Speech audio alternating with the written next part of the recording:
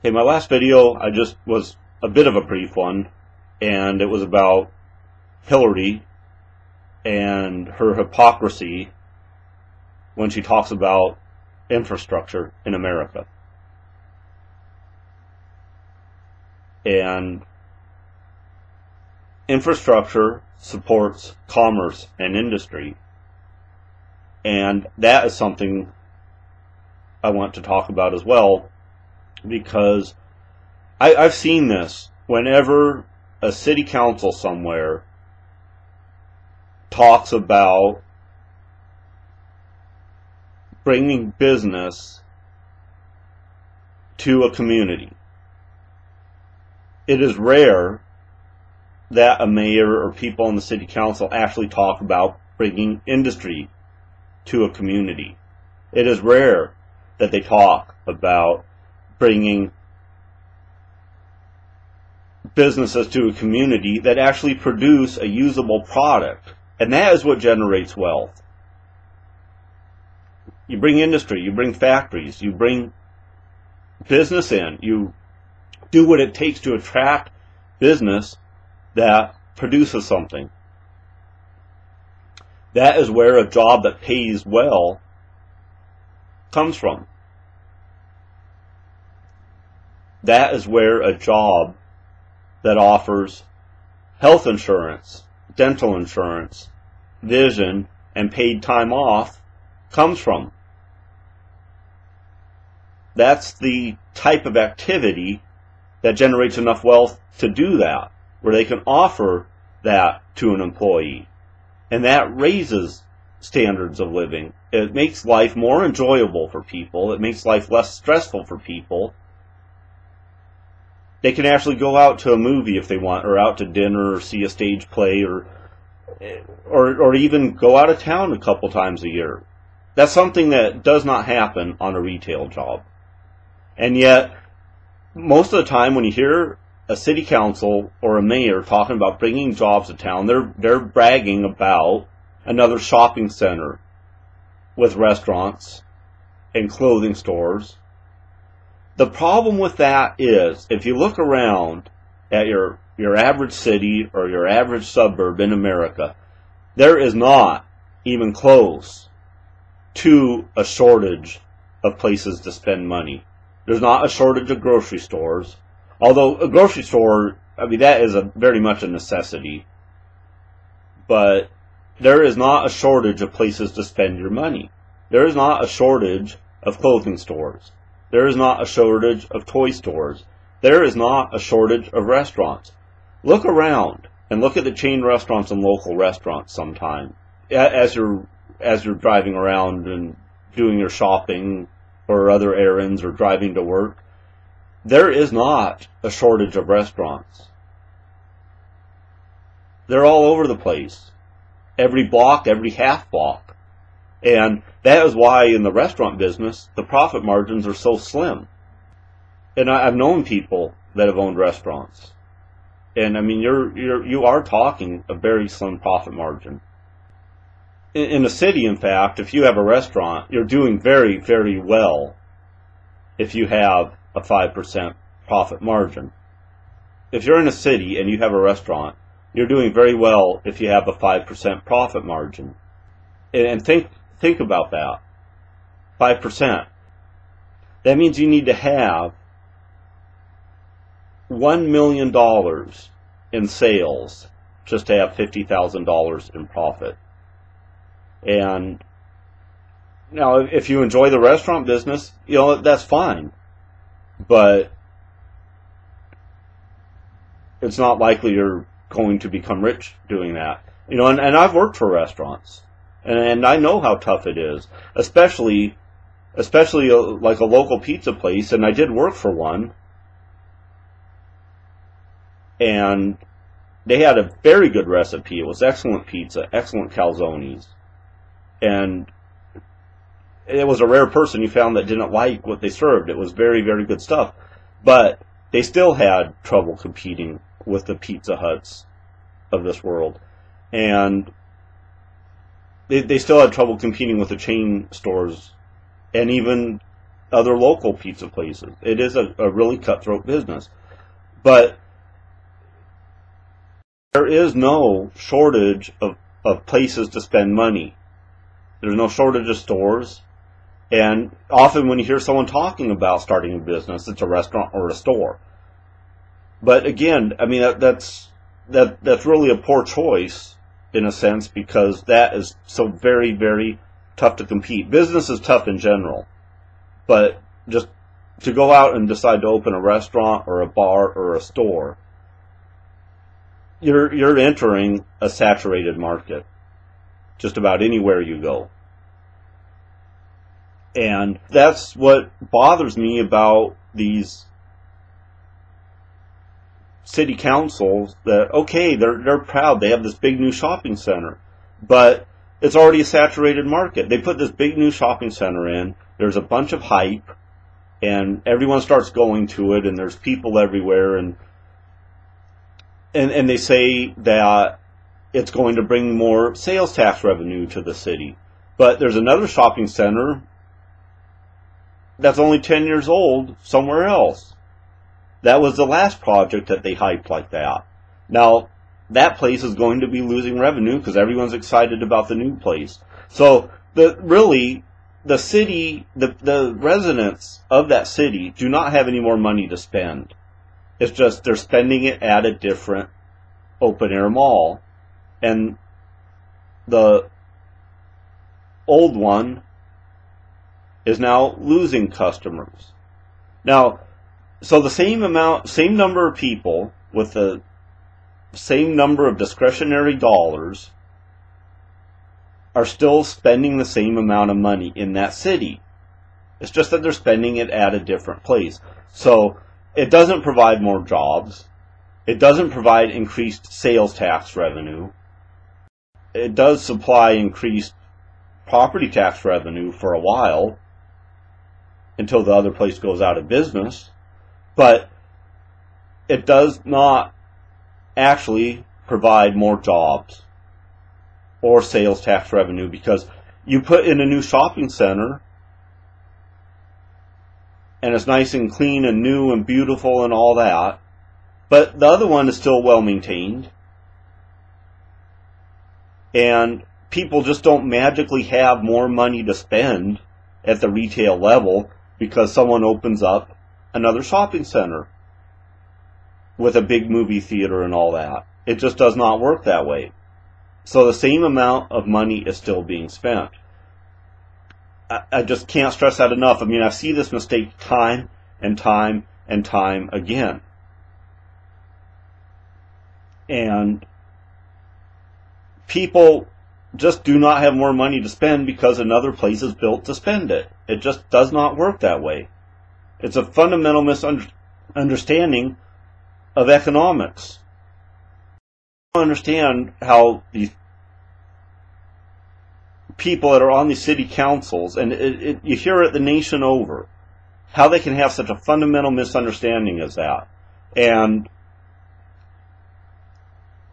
it is rare that you actually hear a city council, a mayor, a city manager, or the economic development person that works for the city, which is supposed to be apolitical, by the way. It is rare that you hear anyone actually trying to attract manufacturing to their city. And that would cause true economic growth. It would give people more discretionary income. And then you might be able to justify another shopping center, because you're actually establishing some jobs that pay well. It's a fundamental difference between private sector and government. You look at all of these cities that have failed, and they're all run by leftists. And the biggest example we have in front of us, and people still don't learn the lesson, is Detroit. The citizens of Detroit started electing leftists in the early 60s, and they never stopped. And look at the state of Detroit. It's a shell. It used to be an economic and industrial powerhouse. and it's a shell. And it's because in the early 60s, these leftists, they saw this wealth being produced, and leftists are greedy for wealth.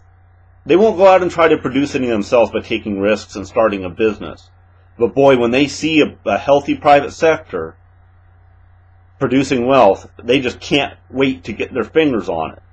And what does it do? It destroys it. And that's exactly what happened in Detroit. And people still haven't learned that lesson. There's still people that don't blame the leftists and their policies for what happened in Detroit.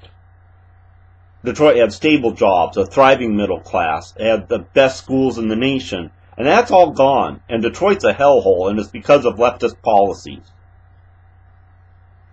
And I live in California. And we could really learn a lesson from that, if we're really willing to look at it. But really, in California, we are not. We're doubling down on the same kind of stuff that destroyed Michigan. Michigan lost more jobs from 2001 to 2011 than the other 49 states combined. And it's because of leftist policies. It's because they tax away all the wealth that other people are working so hard to produce and risking to produce. And those leftist politicians have nothing to do with that production. And this is something else that's a lesson we never learn. Politicians do not produce anything. Government does not produce anything. It's not the driving force behind anything. The private sector is the driving force behind everything. It's what allows for those tax dollars that these politicians love getting their grubby little fingers on. That's what drives it. It's all private sector money. These politicians have this distorted idea that there is just a pool of money that starts out as public money, and that's what causes the growth in the private sector, and it just is not so. Those highways are there because of a thriving private sector. That thriving private sector is not there because government built a highway. And I've gone, there's another video that I talked about this, but really what they're after is control, and they're after wealth that they didn't produce. And when government expands, that is exactly what happens. And so you look at it, every city that has these kinds of problems has been run by leftists. And Baltimore is an example. And New York City has been an example before Giuliani took office, and it will be an example of just this again now that de Blasio is in office. Look at the spike in crime already under de Blasio. New York City is going to wind up the hellhole it was in the 70s, where there was graffiti everywhere and the inside and out of the subway cars and people were mugged all the time. Ask someone if you can find someone that was alive in New York City in the 70s, ask them how bad that was back then, or look at the stats. And I did another video on this of the crime statistics in New York City at the time. But the point being that all of these cities where you see these kinds of problems are run by leftists. Now you have other cities that aren't, that they attract jobs, that crime goes down, and people have productive ways to spend their time and have a stable job that pays well, and they can start a family and do the productive things that enrich people's lives. And none of them are leftist run. And then now you take a leftist run city where everything's crumbling and potholes and crime out of control and people leaving and just taxing the daylights out of people and business and policies that drive electric rates through the roof, and that drives business out. None of those people in those cities and in those states look at a more successful state that has stable jobs, that has a stable sense of community, where people's standards of living are increases. None of the people from the leftist states ever ask these successful states, well, what are you doing to achieve those results? And that is the sickness of government in a nutshell right there. Because if you had someone that owned a business that was struggling, and they saw someone with the same type of business that was thriving, you know full well that the business owner that's struggling would be trying to find out whatever he could about that other business that is allowing them to do better. What is that person that is running that business? You know, if I owned a business and I was struggling with it, and I saw someone thriving in the same line of work, I'd be trying to find out whatever I could that they were doing that allowed them to thrive where I'm not. But a municipal government or a state government that does that, they just double down on the failed policies. And we've seen that in Michigan for generations now. 2 or 3 generations of failure. And they're still not waking up. Now, and Illinois is another example. Illinois and California are actually 2 examples. Those are the 2 states with the largest number of people leaving those states. And why is that? It's because of leftist policies. That's why I caution and warn my fellow Californians that if we continue this, we will become another Michigan. Now, hopefully, Illinois, because they have a Republican governor now,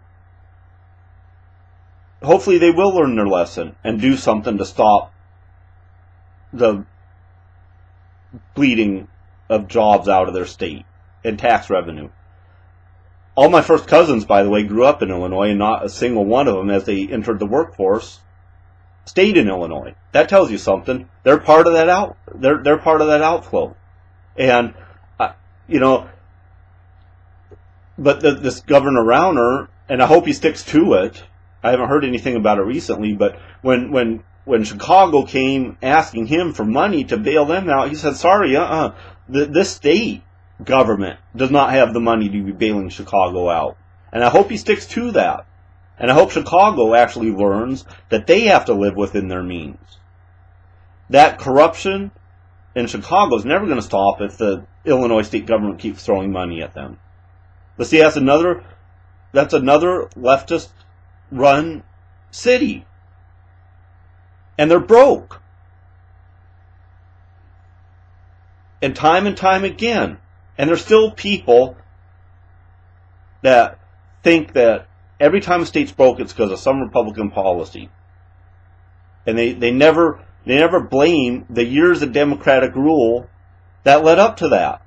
And people just never learn.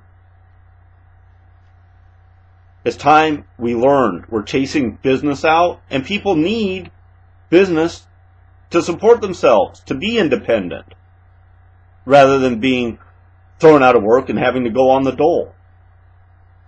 So I hope people learn. I hope Illinois has learned, and I hope California will, although that is going to be a tough battle, because in the last election, 23 million people voted.